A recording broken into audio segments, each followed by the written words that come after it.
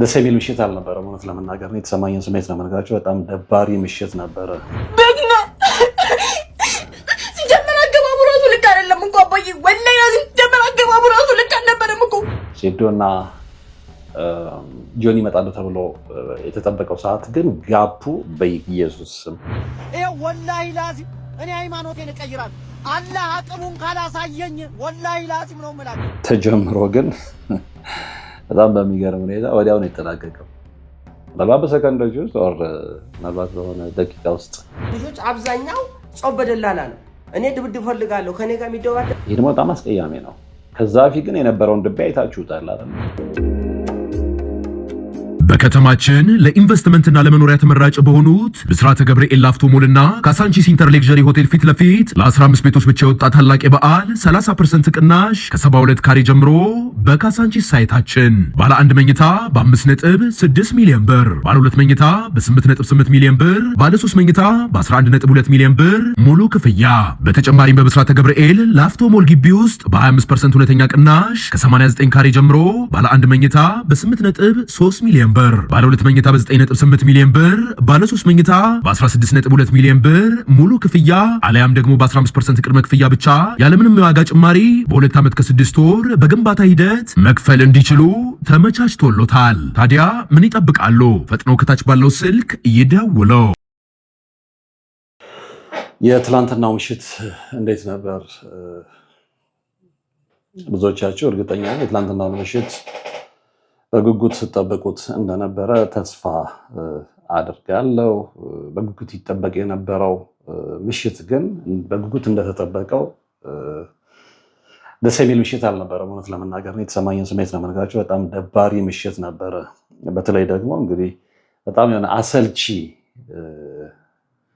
የነበረ ቆይታ ነው ማለት ይቻላል። ስለምን እያወራሁ እንደሆነ የሚጠፋቸው አይመስለኝም። እንግዲህ ስንት ወር ሙሉ ነው በጉጉት ስንጠብቀው የነበረው የጆኒ እና የሴዶ ማርሻል ፋይት ትላንት ተመልክተነዋል። በነገራችን ላይ ሰላምታውን አልረሳሁትም። በሀገር ውስጥም በሀገር ውስጥም የምትገኙ በሀገር ውጭም የምትገኙ ውድ ተመልካቾቼ ግን ያው ትንሽ ያው 9 ሰዓት ምናምን ነው ያለቀው። ብዙዎቻችሁ የድካም ስሜት ውስጥ እንደምትሆኑ አውቃለሁ። የኔም ስሜት ያ ስለሆነ ነው። ኤኒዌይ እንግዲህ ከይዘት የወጣ ብዬ ዛሬ በዚህ ጉዳይ ላይ እንደሰራ ምክንያት የሆነ ምንድን ነው የብዙ ሰው መነጋገሪያ ርዕስ ስለሆነ ብቻ ሳይሆን እዛ ውድድር ላይ ህዝብን ያለማክበር ሁኔታ አይተናል። አዶ ነው መጀመሪያ ያንን ነገር ፊክስ ማድረግ ይችሉ ነበር ብዬ አስባለሁ አዘጋጆቹ። የምታስታውሱ ከሆነ በጣም በጉጉት ይጠበቅ ከነበረው ዋና ጨዋታ በፊት የነበሩት ጨዋታዎች እንዳለቁ ሴዶና ጆኒ ይመጣሉ ተብሎ የተጠበቀው ሰዓት ግን ጋፑ በኢየሱስ ስም በጣም በጣም በጣም በጣም አሰልቺ ነበረ። በጣም ኮሜንት እያየሁ ነበር ቁጭ ብዬ። ብዙዎች ገንዘባቸውን ከፍሎ የገቡት ያንን ጨዋታ ለማየት ነው፣ ይታወቃል። እንደሌላው ፕሮፌሽናል መድረክ ከበፊት የሚደረጉ ጨዋታዎች ይካሄዳሉ። አዎ፣ ነገር ግን እንደዚህ አሰልቺ የሆነ መድረክ ፕሮፌሽናል መድረክ በሌላው ዓለም ላይ ይኖራል ብዬ አላስብም እና ያንን ጋብ ከመጀመሪያውኑ ለተመልካቹ ክብር ቢኖራቸው አዘጋጁ ያንን ፊክስ ማድረግ ያቅታቸዋል ብዬ አልገምትም። ምክንያቱም አይ ቲንክ ያንን ኬጅ ምንድነው ይሄ እንትኑን አጥሩን ለመስራት ጊዜ ወስዶባቸው ሊሆን ይችላል። ግን መጀመሪያ ነበር ማሰብ የነበረባቸው። ሰውን እናሰለቸዋለን፣ ሰው ስንት ሰዓት እንደገባ ይታወቃል። ግን ዋናው በጉጉት ሲጠብቅ የነበረው ጨዋታ 9 ሰዓት ነው የተጀመረው። ኤኒዌይ ይሄ እኔ የተሰማኝን ስሜት ነው የምነግራችሁ እና ብዙዎች ህፃናት ጨምረው ታዳጊዎች፣ ወላጆች ቤታቸው አፍጥተው የተቀመጡት የሌሎችን ጨዋታ ለማየት ሳይሆን በተለይ የሴዶንና የጆኒን ጨዋታ ለመመልከት ነበር። ኤኒዌይ በእንደዛ አይነት ሁኔታ ስልችት ብሎን የማስታወቂያ ጋጋታ እንድናይ ተገደን ከተቀመጥን በኋላ ግን ያው መጨረሻ ላይ በጉጉት ስንጠብቀው የነበረው ጨዋታ ተጀምሯል። እንደማንኛውም ኢትዮጵያ እንደማንኛውም ስፖርት የሚከታተል ተመልካች ነው ይሄንን አስተያየት የምሰጠው። እንደነገርኳችሁ ከይዘቴ ውጪ እንድትራ የተገደድኩትም አንዳንድ ማንሳት ያለብኝ ነጥብ አለ ብዬ ስላመንኩኝ ነው።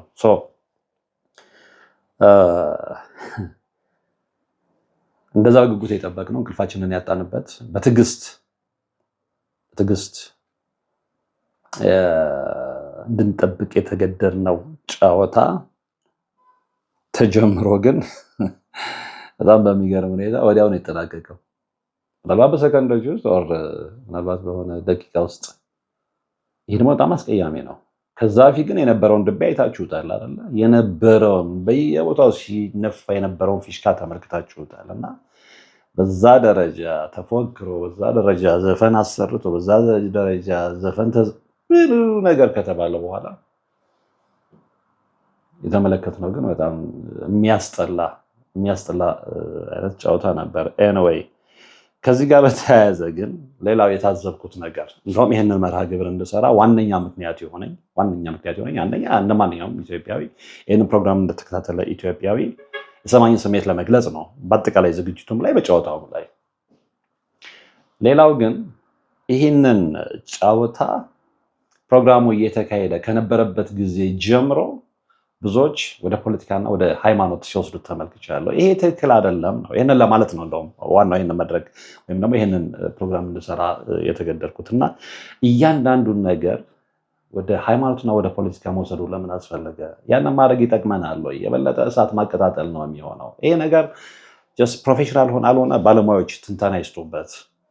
ነገር ግን ጀስት ጨዋታ ነው። ሰው በጉጉት ሲጠብቀው የነበረው በጉጉቱም ስለሚጠብቅ ገንዘቡ ሊያውም ደግሞ በጣም ብዙ ገንዘብ ከፍሎ የገባበት ጨዋታ ነው። ስለዚህ እንደ ጨዋታ ለምን ተመልክተነው ልናልፈው አልፈለግንም? ለምንድን ነው ከሆነ ነገር ጋር ታግ ማድረግ የተፈለገው? እና ይሄ ትክክል አይደለም። ስለዚህ እነዚህ ልጆች ስፔሻሊም ደግሞ ሴዶ አማካሪ ያስፈልገዋል ብዬ አስባለሁ። ከምሬ ነው የምላችሁ። ልጁ ለስፖርቱ ያለው ፍቅር የሚገርም ነው። ራሱን ፕሮሞት ያደረገበት መንገድ የሚገርም ነው። እንደውም አንድ አስተያየት ተናጋሪ የሰጠው አስተያየት ያስማማኛል። ጅል መስሎ ጉድ ሰራ ነው ያለው። አዎ ነው።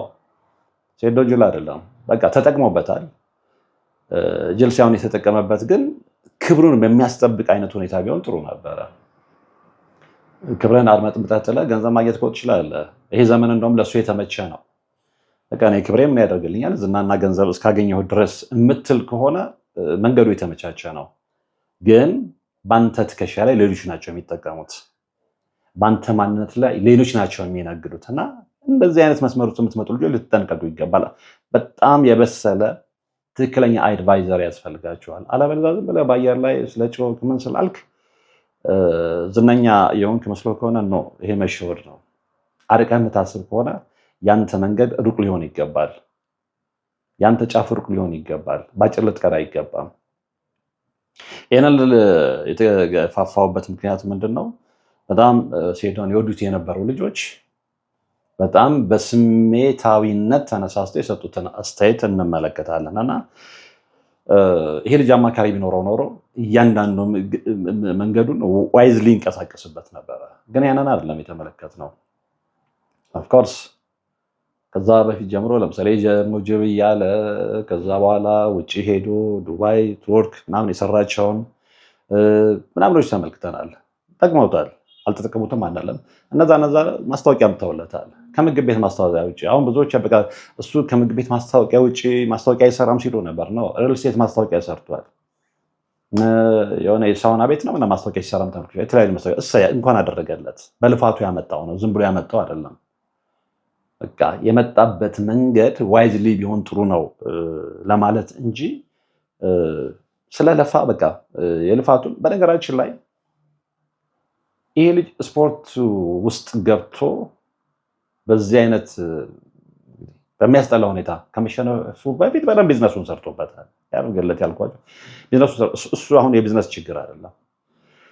ነገር ግን እንደ ሌሎቹ ክብሩን አስጠብቆ የተወሰነ ደቂቃ ተጫውቶ ብቃቱን አሳይቶ ቢሆን ኖሮ የበለጠ የእሱም ተመልካቾች ሌላውም ለእሱ የተሻለ ነገር ይኖረው ነበር ብዬ አስባለሁ። በጣም በሚገርም ሁኔታ በጣም ብዙዎች እሱ እንዲያሸንፍ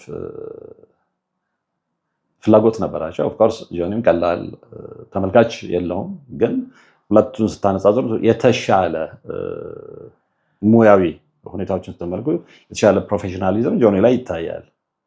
የተሻለ ከዚህ የነበረውን ለምድር ምናምን ስትመለከቱት ማለት ነው። ይሄ ልጅ ግን አብዛኛው ነገር በስሜት ብቻ የታጀበ ነው እንጂ ብስለቱ ላይ ይቀረዋል። ለዚህ ነው አማካሪ ያስፈልገዋል ያልኩት። ኤኒዌይ ጨዋታው ከተካሄደና ውጤቱን ከሰማን በኋላ ምን አይነት አስተያየቶች ሰጡ የሚለውን እስኪ አብረን እንመልከት እና ለምን ሰዎች ከሃይማኖትና ከፖለቲካ ጋር ያገናኙታል ያልኩት አሁን እነዚህን ቪዲዮ ስትመለከቱ በደንብ ግልጽ ይሆንላችኋል። ከዚህኛው ቪዲዮ እንጀምር። አንድ ነገር ብቻ ልበል፣ በግ ሆዳም፣ ለበግ ብቻ የተፈጠርክ ሆዳም ነህ። እናንተ ራሱ ይህም ባይገባ በግ ነህ። ለዚህም ሲጀመር ጃኒ ልክ ነበረች። በግ ነህ ሴዶ፣ በግ ነህ። ሲጀመር አገባቡ ራሱ ልክ አይደለም እኮ አባዬ፣ ወላሂ ነው። ሲጀመር አገባቡ ራሱ ልክ አልነበረም እኮ። በኋላ ምን አፈሰስክብኝ? በግ ነህ። አልጫወትም ብለህ እንደነበር ባትጫወትስ፣ ቢቀርብስ፣ ባይጫወትስ፣ ባገባስ። አንድ ነገር ብቻ ልበለው፣ በግ ሆዳም፣ ለበግ ብቻ የተፈጠርክ ሆዳም ነህ። እናንተ ራሱ ይህም ባይገባ በግ ነህ። ለዚህም ሲጀመር ጃኒ በጣም ስሜታዊ ሆናለች እንደሰማችሁት። እንግዲህ ለምን ስሜታዊ እንደሆነች አልገባኝም። ምናልባት በጣም አድናቂው ልትሆን ትችላለች። አሁን ግን በእንደዚህ አይነት የውድድር ዓለም የውድድር መድረክ ላይ ማሸነፍና መሸነፍ ያለ ነው። ማሸነፍና መሸነፍ ብቻ ሳይሆን ረጅም ጨዋታ የሚቆዩ ጨዋታዎች አሉ። እንዲሁም ደግሞ ቦክስ ላይ ወዲያውኑ ጨዋታ እንደተጀመረ በሰከንድ ውስጥ በኖክአውት የሚወጡ አሉ እና በዚህ ደረጃ ስሜታዊ ያደረጋትን ነገር አላውቅም። በጣም ኤክስፔክቴሽን ነበራት ብዬ ነው የማስበው። በቃ እሷ 100% ወይም እርግጠኛ ነበረች ሴዶ እንደሚያሸንፍ ማለት ነው። ነገር ግን በጣም በተመስጦ እንደተመለከተች የሚያስታውቀው ከአገባቡ ጀምሮ ትክክል አይደለም። አይ ቲንክ ከአባቷ ጋር መሰለኝ ቁጭ ብላ የምትመለከተውና በጣም ስሜታዊ ሆናለች። በጣም ስሜቷ ተጎድቷል። በጣም አናዷታል። እንግዲህ ያለችውን ነገር ሰምታችኋል። ለምግብ ነው የተፈጠርከው ምናምን እና ስፖርት ዓለም ላይ ስፖርትን በጨዋነት ተመልክቶ ማዘን መደሰት ያለ ነገር ነው። በዚህ ደረጃ ስሜታዊ መሆን ማይንድ ኮንትሮል ነው። ሌላ ምንም ትርጉም የለውም። አእምሯችን በጣም በዚህ ነገር ኦብሰስድ ሲሆን ነው እንዲህ ስሜታዊ የምንሆነው። ስለዚህ እነዚህ ስፖርታዊ ውድድሮችን ስንመለከት በዚህ ደረጃ ስሜታዊ ልንሆን አይገባም። በዚህ ደረጃ ልንሰበር አይገባም። በዚህ ደረጃ ልንጎዳ አይገባም። ለነገሩ የፕሪሚየር ሊግ ጨዋታዎች በሚካሄዱበት ሰዓት ላይ የሚደግፉት ክለብ ሲሸነፍ ራሳቸውን ሱሳይድ ያደረጉ ልጆችን ታሪክ ሰምተናል እና በዚህ ደረጃ አእምሯችንን እየተቆጣጠረው ነው። ግን ስፖርቱ በዚህ መልኩ ነው ወይ መቀጠል፣ በዚህ መልኩ ነው ወይ መሄድ ያለበት? ሰዎች ራሳቸውን እስኪጎዱ ድረስ ነው እንደዛ ሊሆን ይገባል ብዬ አላምንም። ጨዋታውን እንደ ጨዋታ ብቻ ብንመለከተው አዎ የምንደግፈው አካል የምንደግፈው ቡድን ሲሸነፍ የሚሰማን ስሜት ሊኖር ይችላል። ግን በዚያ ኤክስትሪም ሊሆን አይገባም ነው። የዚህ ልጅ ግን በጣም መጠን ያለፈ ይመስለኛል። ሌላው ይሄ ልጅ ጨዋታ ከመካሄዱ በፊት የሰጠው አስተያየት ነበረ እና አንዳንዴ ነገሮች ከመሆናቸው በፊት እርግጠኛ አንሆን። በመሀል የሚፈጠረው ነገር አይታወቅም። ምክንያቱም ይሄ ልጅ በጣም በእርግጠኝነት ሴዶ እንደሚያሸንፍ 100% እርግጠኛ ነበረ። እሱ የሚሸነፍ ከሆነ ሃይማኖቴን እቀይራለሁ። እዛ ደረጃ መድረስ ለምን አስፈለገ?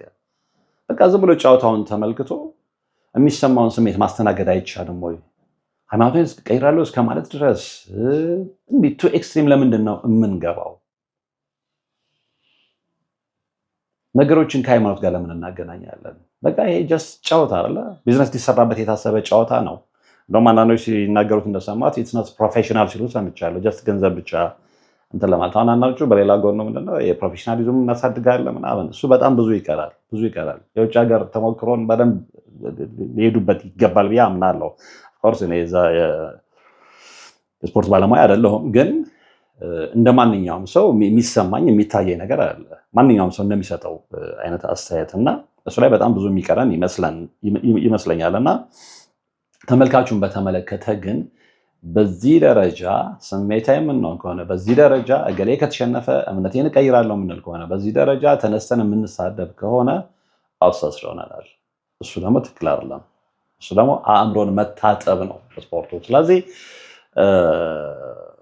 ለሆነ ግሩፕ ያይመቸዋል ለሆነ ግሩፕ በተለይ አእምሮአችንን ማጠብ ለሚፈልግ ግሩፕ ሌላውን ነገር ሁሉ ረስተን ሌላውን ነገር ሁሉ ትተን ቅድሚያ መስጠት የሚገባብንን የራሳችንን ህይወት የቤተሰቦቻችንን ህይወት ከዚህ ውጪ ወይም ደግሞ ከዚህ በበለጠ ቅድሚያ ልንሰጠውን የሚገባ ነገር እርግፍ አድርገን ትተን እዚህ ላይ በጣም ኦብሰስድ የምንሆን ከሆነ የሆነ ግሩፕ የሆነ ኃይል ይመቸዋል እሱ ልንነቃ ይገባልና ማንኛውም ስፖርታዊ እንቅስቃሴዎችን ስፖርታዊ እንቅስቃሴያቸው ብቻ ወስደን ሰውነን ስሜት ይኖረናል ምንፈልገው ሲያሸንፍ መደሰት ሲሸነፍ አለመደሰት ማዘን ይኖራል ግን በልኩ እናድርገው ለማለት ነውና የዚህም ልጅም አስተያየቶች ትንሽ መጠን ያለፉ ናቸው ብዬ አስባለሁና ይሄ ልጅ ምንድነው ያለው የሚለውን ሰምተን እንመለስ እንግዲህ ሃይማኖቴን እቀይራለሁ ያለው እኔ ወላሂ ለአዚም ነው የምላችሁ በጆኒ ጁጁሱ ሰይዶ ማርሻል ከተሸነፈ ወላሂ ለአዚም ሃይማኖቴን እቀይራለሁ እኔ የአላህን አቅም የማቅበት ውድድር ነው ይሄ ወላሂ ለአዚም እኔ ማለት ነው ይሄን ውድድር እምነት በሌለው ሃይማኖት በሌለው ሰው ሰይዶ ማርሻል ከተሸነፈ ይሄ ወላሂ ለአዚም እኔ ሃይማኖቴን እቀይራለሁ አላህ አቅሙን ካላሳየኝ ወላሂ ለአዚም ነው የምላችሁ ያልገመትኩም እንደዚህ ያልገመትኩም እምነት በሌለው ሰው ሃይማኖት በሌለው ሰው ሰይዶ ማርሻል ከተሸነፈ እምነቴን እቀይራለሁ ይሄንን ነው የምላችሁ ኦብሰስድ መሆን ማለት ይሄ ነው ሌላ ምንም ማለት አይደለምና እባካችሁ ስፖርቱን በተቻለን መጠን ግን ነገር ከነገ ወዲያ ኢትዮጵያ ውስጥ በደንብ ሊሰራበታል ተብሎ ነው እየተነገረ ያለውና በእንደዚህ አይነት ሁኔታ በጣም ስሜታዊ ሆነን ነገሮችን ባናበላሽ መልካም ነው ብዬ አስባለሁ እምነት በሌለው ሰው ሪሊጂዮን እምነት የለውም ወይ እና አንዳንዴ ለምን እንደዚህ ስሜታዊ እንሆናለን ያ ትክክል ነው ብዬ ስለማላምን ነው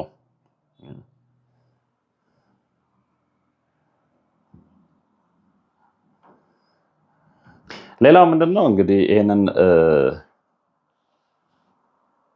ውድድር በተመለከተ አስተያየት ከሰጡት ሰዎች መካከል አንደኛው ይሄኛው ወንድማችን ነው እስኪ የሱንም ሙሉን ሰምተን እንመለስ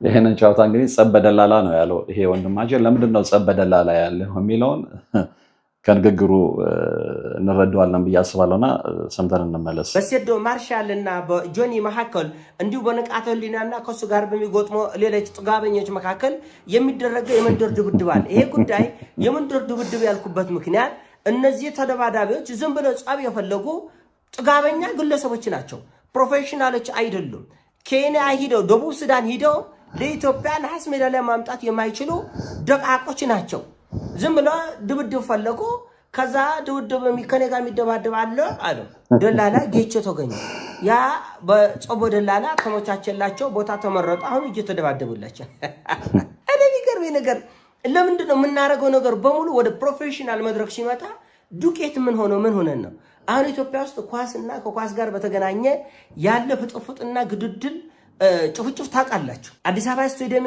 ሌሎች ስታዲየሞች ላይ የእግር ኳስ ሲኖር በፖሊስ ተከቦ በፌደራል ፖሊስ ተከቦ ካልሆነ በስተቀር ወጣቱ እርስ በርስ ይገዳደላል ከዛ ኳሱን ይዞ ወደ ዓለም አቀፍ መድረክ ሲያመጡን ቄጤማ ኬንያን ማሸነፍ አንችልም እዚህ ምስራቅ አፍሪካ እንኳን ደህና ውጤት ማምጣት አንችልም ወደ ፕሮፌሽናል መድረክ ሲያመጡን ዱቄት ነው ምን ሆነ አሁን ቦክስ ቡጢ ምናምን ሪስሊንግ ብራን ይላል እሺ ነው በቃ እንደዚህ ከሆነ ጎበዘች በቃ ኑ እስቲ ወጣ በሉና ፕሮፌሽናል ሲባል ቄጤማ ውጊያ ሲባል ኢትዮጵያ 400-500 ዓመት የእርስ በርስ ብጥብጥ አለ ተገዳድለናል በጣም ብዙ ዘመናችንን ኢትዮጵያውያን ለምሳሌ በጦርነት ደማቸው ከፈሰሱት 90% የሚሆነው በእርስ በርስ ጭፍጭፍ ነው ሌላው 10% እንኳን አይሞላም ከሌላ ከውጭ ሀገር ጠላት ጋር ተገዳድለን የሞተው አብዛኛው የሞተው በእንትን ነው በእርስ በርስ ነው። ለምሳሌ እንግሊዞች ውጊያ በጣም ተዋጊዎች ናቸው። እንግሊዞች የተዋጉት ግን ዓለምን ለመቆጣጠር ነው እንጂ እርስ በርስ ለመንደርቴ ውጊያ አልነበር። ለመንደርቴ ውጊያ አይደለም። የእንግሊዞች ኳስ የመንደርቴ ኳስ አይደለም። በዓለም አቀፍ ደረጃ እውቅና ያገኘ ለአገሪቱ ኢኮኖሚ $1 ትሪሊዮን ገቢ የሚያስገኝ የእንግሊዝን ስምና ዝና በዓለም ያናኘ ነው። እኛ ኳሳችን የት ነው ያለ? እኛ ቦክሳችን የት ነው ያለ? እኛ የምናደርጋቸው ነገሮች የት ነው? ውጊያው እንኳን ሰው ክብሩን ለመገንባት ነው የሚጠቀመው። ስፔኖች ተዋጊዎች ናቸው። ስፔን ግን ውጊያቸው እርስ በርስ ለመጨፋጨፍ ሳይሆን ዓለምን ለመቆጣጠር። በእርግጥም ስፔን ዓለምን ተቆጣጥራ ታውቃለች። ኦቶማን ቱርክ ዓለምን ተቆጣጥሮ ያውቃል። በጣም ትልልቅ ታሪክ፣ ትልልቅ ግዛት የያዙበት ታሪክ አለ እና የምናደርጋቸው ነገሮች ከፍ ባለ ደረጃ የሚያስጠሩ ነው እንጂ መንደርቴ ነገር ሁሉ ጊዜ ያስጠላል። አሁን የሚደባደቡ ልጆች አብዛኛው ጾም በደላላ ነው። እኔ ድብድብ ፈልጋለሁ፣ ከኔ ጋር የሚደባደብ አለ አለ። እኔ እደባደባለሁ፣ እኔም እደባደባለሁ። ከዛ ጌቾ ማህለ ደላላ መጣ። በቃ አንተ ኮትኮት ተደባድራችሁ ለአንተ ይሄና ለአንተ ይናል ብር ኮፍላለሁ፣ ተገናኙና ተደባደቡ አላቸው። አሁን ንቃተ ህሊና ኤክስፔሪየንስ የለም። ምንም አይነት ፕሮፌሽናል የሆነ ከሪር የለው። ሴዶ ምንም አይነት ፕሮፌሽናል የሆነ ነገር የለው። ምንድነው ያለው? ፍጥፍጥ ነው ያለው። ፍጥፍጥ በቃ ድብድብ ፈለገው። ከዛ በኋላ ቦታ ተመቻቸላቸው፣ እየተፈጣፈጠ ነው ያለው። አሁን ወጣቱ እንግዲህ እንደሰማችሁት ነው። እዚህ ላይ ምንም አልጨምርም። ወደ ሌላ አስተያየት ነው የሚሄደው። ይህንን በተመለከተ እንግዲህ በጣም ብዙዎች አስተያየት ሰጥተውበታል። ብዙዎች ተቀልዶበታልም። ከተቀለዱ እንግዲህ ሆነ ተከናወነ ሲሉ ያላገጡ ልጆችንም ተመልክተናል። ኤኒዌይ እስኪ እሱን አይተነው እንመለስ። ሆነ ተከናወነ እስከ ዛሬ ያለ ጥፋታቸው ለሰበርካቸው ብሎኬትና ጀበና ፍትህ ሰፈነ።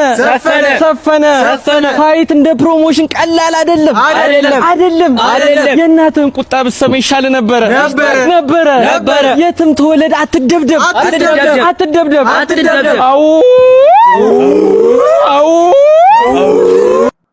አዎ ሆነ ተከናወነ ብለው አላግጠዋል። ኤኒዌይ ልጁ እንግዲህ ያቅሙን ያህል ማድረግ የሚችለውን አድርጓል። ከዛ ላይ ምንም ማድረግ ስላልቻለ ነው በደቂቃዎች ወይም ደግሞ በሰከንዶች ውስጥ ሊሸነፍ የቻለው። ኤኒዌይ አንድ በጣም የገረመኝን ከዚህ ጉዳይ ጋር ተያይዞ የተጻፈ አንድ ጽሑፍ አነበብኩና በጣም ገረመኝና እሱን ሙሉን ቃል በቃል ባለውም ሐሳቡ ስለገዛኝ ሐሳቡን አጋራችኋለሁ። እና ምንድነው የሚለው ጸሐፊው ሲጽፍ ይሄ ልጅ እንግዲህ ጀለስ ይላል። ያው ሰውን ነው ጅል መስሎ ተአምር ነው የሰራው። ጀለስ የሚለው ሴዶ ማርሻልን ነው። ጅል መስሎ ተአምር ነው የሰራው። ችጋራም እየመሰለ ነው ሚሊዮነር የሆነው። ያ ብቃቱ ነው የሀበሻን ስነ ልቦና ምናምንና በሱ ልክ የተረዳ ሰው አልገጠመኝም። ስለ ራሱም ስለ ህዝቡም ጠንቅቆ ያውቃል። ሴዶ ፍልሚያውን ከተቀበለ ጀምሮ ያልሰራው ድራማ የለም። ድራማዎቹንም በብዙ ማስታወቂያዎች እንደ ግባት ሲጠቀምባቸው ነበር። እኛ እንዳሰብነው የሆነ የለም፣ እሱ እንዳለው ያልሆነም የለም። ሁሉም ነገር ያቀደበት ነው የሚመስለው። ኦፍኮርስ የጀሞ ጅብ እያለ ነው። በአንድ ወር ውስጥ ቱርክና ዱባይ እና ታይላንድን ዞሮ ጎብኝቶ ልምምድ ሰርቶባቸው ተመለሰ። ጅል ነው እያልነው አሞኛን። የመንደር ልጅ ነው ፕሮፌሽናል አይደለም ስንለው እሱ እንዳለውም እንደ ቃሉ የሱ ፍልሚያ መግቢያ ትኬት በውድ በመቶ ሺዎች ሲሸጣየን ሆድ ብቻ ነው ከምግብ ውጪ ማስታወቂያ የሚያሰራው የለም ስንል ሪል ስቴቶች፣ አስመጭና ላኪዎች፣ ትላልቅ ድርጅቶች የተጋፋ ዱባይ ድረስ ሳይቀር እየወሰዱ በወረፋ ማስታወቂያ ሲያሰሩት ተመለከትን፣ አየን። ሴዶ በዚህ ሰዓት ታዋቂነቱንም ገንዘቡንም ከውድድሩ በፊት አስቀድሞ አግኝቶታል። ቅድም እንዳልኳችሁ ማለት ነው። ያደርግለት። ከማንም በላይ ብዙ ነገሮችን አሳክቷል። ቢሸነፍም ገብቶ በመወዳደሩ ብቻ ክብር ይገባዋል የሚለው ይበዛል። ምናልባት ካሸነፈ ግን ለሱ ያለን ክብር በጥፍ ይጨምራል። በተጨማሪ እንደ ሴዶ የማትገመት ሁን የሚል የአድናቆት ቃልም ይኖረናል። እንደ ሴዶ የማትገመት ሁን። እዚህ ላይ አዎ እዚህ ጽሑፍ ላይ ጸሐፊው እንግዲህ ማን እንደሆነ አላውቅም እንደ አሰፈረው በቃ ይሄ ልጅ ቆዳውም ስትመለከቱት የሆነ እንትን ይመስላል፣ ግን በቃ አእምሮውን አሰርቶ ቢዝነሱን ሰርቷል። እንኳንም ሆነላት። ነገር ግን ከዚህ ጋር ደግሞ ክብር የሚባል ዲግኒቲ የሚባል ነገር አለ። ወደዚህ አይነት ነገር ስንገባ ፕሮፌሽናል ለመሆን አድቫይዘራችን ማን ነው? ፕሮፌሽናል ለመሆን ከማጋ ነው መወያየት ያለብን የሚለውን ካላወቅን የመንደር ወይም ደግሞ መንደርተኛ ሁሉ ዝም ብሎ የግል አስተያየቱን እየሰጠን እንዳማካሪ ገደል የሚከተን ከሆነ የሆነ ቦታ ላይ እንቆማለን፣ እንሰበራለን። ከምሬ ነው የምላችሁ። በትክክለኛው መንገድ ስፖርቱ ካለው ፍቅር አንጻር ከልፋቱ አንጻር ፕሮፌሽናል ሆኖ አጠገቡ ትክክለኛ ፕሮፌሽናል የሆነ ትሬነር ኖሮት በስፖርቱ ብቻ አይደለም አእምሮንም ጭምር እያሰለጠነው ማድረግ ያለበትን ነገር እንዲያደርግ እያደረገው ማድረግ የሌለበትን ነገር ደግሞ እንዳያደርግ እያደረገው እላፊ ነገር እንዳይነጋገር። አሁን ለምሳሌ ከጆኒ ጋር ሲበሻሸቁ በዛ ደረጃ ርቀት መሄድ አልነበረበትም። በዛ ደረጃ ብዙ ነገር ሲባባሉ ሰምተናል። መጀመሪያ ግን አቅምን ማወቅ ያስፈልጋል አለ። ያን ሁሉ አደባባይ ላይ ወጥቼ ከተናገርኩ በኋላ ብሸነፍስ ከዛ በኋላ ደብቁ ይልል ነው የሚለውንም ሳይኮ አብረን መመልከት ይኖርብናልና በነገራችን ላይ ጀግና ሰዎች፣ የተግባር ሰዎች ወይም ደግሞ የውጤት ሰዎች ዝም ነው የሚሉት። ዝም ነው የሆነ ነገርም በተግባር ነው የሚያሳዩት እንጂ ጉዳዩ ከመከናወኑ በፊት በጣም አይናገሩም፣ አያወሩም። ምክንያቱም ከዛ በኋላ ሲያደንቋቸው ሲያጅቧቸው የነበሩ ሰዎች ሁሉ ፊታቸውን ሊያዞሩባቸው ይችላሉ፣ ይሰበራሉ። ቅድም ያችን ልጅ ስትናገር ሰምታችኋል አይደል? በጣም ስሜታዊ ትሆናለች። በጣም አድናቂው ነበረች ብዬ ነው የማስበው። 100% እርግጠኛ ነበረች እንደሚያሸንፍ። ነገር ግን ጅብ ነህ ነው ያለችው። ባትወዳደርስ በቃ አልወዳደርም እንዳልክስ ቢቀርብስ ነበር ነው አይደል ያለችው። እንደዚህ በጣም እኛን የሚጠብቁ ሰዎች በጣም ይጎዳሉ። ከዛ በኋላ ፊታቸውን ያዞሩብናል። ባዷችንን ወይም ብቻችንን ስንቀር ሊሰማን የሚችለውን ነገር ማሰብ ደግሞ አይከብደንም። ብዙ ርቀት መሄድ የሚያስፈልገን ከሆነ ግን እያንዳንዱ ነገር ዋይዝሊ መሆን አለበት፣ በጥንቃቄ መሆን አለበት። ጭብጨባ ሊገለን አያስፈልግም። ጭብጨባ ሊያታለን አያስፈልግም። ይሄ ጭብጨባው፣ አስተያየቱ፣ የማህበራዊ ሚዲያው ካታ ምናምን አይ ቲንክ ገፍቶታል ብዬ አስባለሁ። ሲሄደውን በቃ ገፍቶታል የሆነ እንትን ነገር ማለት ነው። እና ከዛ በላይ መሄድ እየቻለ ባጭር ለምን ይቀራል? ጫና ነው። ማህበራዊ ሚዲያው ጫና አለ። እሱ የሚሰራቸው ፕሮሞሽኖች ጫና አለ። እዛ ጋ የሚያማክሩት አላዋቂዎች ጫና አለ። እና ያን ሁሉ ይዘህ መተህ ሰው በጣም ብዙ እየጠበቀ በደቂቃዎች ውስጥ ወድቆ መሸነፍ ትንሽ ኦፍኮርስ ያጋጥማል። ግን ጩኸታችንና አቅማችን ደግሞ ባላንስ እንደው በተሻለ መጠን ባላንስ ብናደርገው መልካም ነው። በአጠቃላይ ግን የነበረው የምሽት ድባብ እኔ በግሌ ነው የምላችሁ፣ እዛ አካባቢ ያሉት ተመችቷቸው ሊሆን ይችላል አላቅም። በተለይ ደግሞ የሁለቱ በጣም በጉጉት የሚጠበቁት ሰው በነገራችን ላይ ያንን ያህል ብር ከፍሎ የገባው የሌሎችን ጨዋታ ለማየት አይመስለኝም። ማወር በጣም ሲፎካከሩ በጣም ሲዛዛቱ የነበሩት ጆኒ እና ሴዶ ስለነበሩ የእነሱን ጨዋታ ለማየት ነው ያን ያህል ሰዓት ቁጭ ያለው እና በዛ መሀል የነበረው ጋፕ በጣም ያስጠላ ነበረ። ከምሬ ነው የምላችሁ። ይሄ ህዝብን አለማክበር ነው። ይሄ ተመልካችን አለማክበር ነው። በነገራችን ላይ ገንዘቡን ከፍሎ የገባው ብቻ አይደለም፣ ቤቱ ቁጭ ብሎ ቴሌቪዥን ስክሪን ላይ አፍጥጦ የተቀመጠም በጣም በርካታ ህዝብ ነበረ። ያንን አለማክበር፣ ያንን መናቅ ነው እና አዘጋጆቹ ይሄ እንደሚከሰት ጠፍቷቸው ነው ወይና እንዲህ አይነት መድረኮች ካልተስተካከሉ ፕሮፌሽናሊዝም ታዲያ እንዴት ነው ተግባራዊ ሊሆን የሚችለው ኢትዮጵያ ውስጥ? እና ያንን መጀመሪያ ማጠናቀቅ ይችሉ ነበር። ወይም ደግሞ ወዲያውኑ በፕሮፌሽናል መድረክ ሰሪዎች ወዲያውኑ የዛን ያህል ሰዓት ሳያስጠብቁ ወዲያውኑ ሰርቶ ጫውታው በጊዜ እንዲያልቅ ማድረግ ይቻል ነበር እና እስከ 9 ሰዓት አስጠብቆ ቦሪንግ ከምሬ ነው የምላችሁ። በጣም አስቀያሚ ነው። ኤኒዌይ እንግዲህ ብዙዎች አስተያየት ሰጥተውበታል። እናንተ በዚህ ላይ አስተያየት መስጠት ትችላላችሁ። ለእኔ ግን የተሰማኝ ስሜት ይሄ ነው እላችሁ ነው። እንግዲህ በቀጣይ ወደ መደበኛው ስርጭታችንን እንመለሳለን። እስከዛው ግን ያላችሁበት ሰላም። በከተማችን ለኢንቨስትመንትና ለመኖሪያ ተመራጭ በሆኑት ብስራተ ገብርኤል ላፍቶ ሞልና ካሳንቺስ ኢንተር ሌክዠሪ ሆቴል ፊት ለፊት ለ15 ቤቶች ብቻ የወጣ ታላቅ የበዓል 30% ቅናሽ ከ72 ካሬ ጀምሮ በካሳንቺስ ሳይታችን ባለ 1 መኝታ በ5.6 ሚሊዮን ብር፣ ባለ 2 መኝታ በ8.8 ሚሊዮን ብር፣ ባለ 3 መኝታ በ11.2 ሚሊዮን ብር ሙሉ ክፍያ። በተጨማሪም በብስራተ ገብርኤል ላፍቶ ሞል ግቢ ውስጥ በ25% ሁለተኛ ቅናሽ ከ89 ካሬ ጀምሮ ባለ 1 መኝታ በ8.3 ሚሊዮን ብር፣ ባለ 2 መኝታ በ9.8 ሚሊዮን ብር፣ ባለ 3 መኝታ በ16.2 ሚሊዮን ብር ሙሉ ክፍያ አለያም ደግሞ በ15% ቅድመ ክፍያ ብቻ ያለምንም የዋጋ ጭማሪ በ2 ዓመት ከ6 ወር በግንባታ ሂደት መክፈል እንዲችሉ ተመቻችቶሎታል። ታዲያ ምን ይጠብቃሉ? ፈጥነው ከታች ባለው ስልክ ይደውለው። አባቶች ይጣራሉ፣ ነጠላ ጋርደን ነው የምንቀድሰው ይላሉ። እናም እኛ በሞቀ ቤት ውስጥ እየኖርን ለአጋስተ ሥላሴ እንዴት መሆን አቃተን ብለን ጥሪ ካስተላለፍንበት ዕለት ጀምሮ መቀነታችሁን ፈታችሁ ከቤተሰቦቻችሁ በጀት ቀንሳችሁ ወዳጅ ዘመዶቻችሁን አስቸግራችሁ እነሆ ባላችሁን ገንዘብ ለ2 ሰዓታት ያህል በእግር እየተመላለስን ሲሚንቶ፣ ብረት፣ አሸዋና ድንጋይ እያመላለስን በእናንተ ድጋፍ የጀመርነው የሥላሴዎች ቤት እዚህ ደርሷል። ለቀድሞ በሥላሴዎች ስም እያመሰገንን ለቀጣዩም እስክንፈጽመው ድረስ እንዳትተውን እየተማጸንን እንደጀመርነው በጋራ እንድንጨርሰው አደራ እንላለን። አሁንም ድጋፋችሁ አይለየን። በሊቦ ከምከም ወረዳ የመስኪየ ሥላሴ ቤተ ክርስቲያን አሰሪ ኮሚቴ